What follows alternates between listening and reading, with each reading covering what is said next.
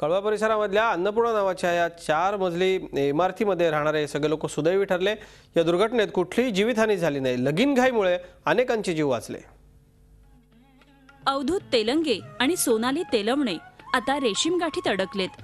कुटुंबीय, नातेवाईक आणि मित्रमंडळींच्या उपस्थितीत त्यांचं शुभमंगल थाटात पार पडलं। मात्र हा सोहळा पार पडेल की नाही याची नवरदेव अवधूतच्या कुटुंबियांना साशंकता होती। कारण अवधूत आणि त्याचे कुटुंबीय अक्षरशः मृत्यूच्या दाढीतून परतलेत। ते कळव्यात राहत असलेली अन्नपूर्णा इमारत रविवारी रात्रीच्या सुमारास कोसळली। घरात लग्नाची तयारी सुरू होती, हळदीचा कार्यक्रमही उरकला।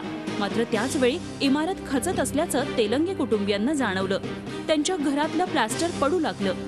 तातडीनं इमारतीमधले सर्व 25 कुटुंब बाहेर पडल्यानं यात कोणतीही जीवितहानी झाली नाही। मात्र लग्नासाठी खरेदी केलेले कपडे, दागिने, पैसा सारं काही ढिगाऱ्याखाली अडकलं। हळदीचा प्रोग्राम चालू होता, पूर्ण होत आलं आणि आम्हाला जरा जाणीव झाली की जरा बिल्डिंग वॉर्निंग होते। किचनमध्ये स्वयंपाकात वाळू वगैरे पडायला लागली होती। मग ताबडतोब आम्ही सगळे बाहेर पडलो।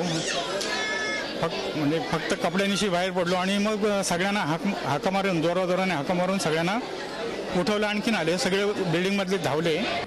घाईघाईत पुन्हा जुळवाजुळव करून तेलंगे कुटुंबीय लग्नासाठी हॉलवर पोहोचलं आणि शुभमंगल ठरल्या मुहूर्तावर पार पडलं। मात्र त्या 10 मिनिटातला थरार नवरदेव अवधूतच्या अंगावर शहारा आणतो। या घटनेसाठी त्यानं ठाणे पालिकेला जबाबदार धरले। आमच्या घरातली लहान मुलं, माझ्या बहिणींची मुलं वगैरे सगळ्यांना घेऊन तसेच घराबाहेर पडलो आणि सेक्रेटरी या नात्याने जे शेजारी आहेत त्यांना सुद्धा सांगायला गेलो होतो। त्यामुळे ती पण काही लोक थोडी जागी झाली होती। मग त्यांच्याच मदतीने आम्ही ज्यावेळेस भिंत खचल्याचं दिसायला लागलं त्यावेळी सगळ्यांना सांगितलं की बिल्डिंग ताबडतोब खाली करा आणि ती खाली केल्यानंतर मात्र अगदी 2 मिनिटाच्या आतच ती पूर्णपणे कोसळली। या घटनेची माहिती तेलंगे कुटुंबियांनी हॉलवर कुणालाच दिली नव्हती। मात्र हॉलवर त्यांनी साऱ्यांना घडला प्रकार सांगितला।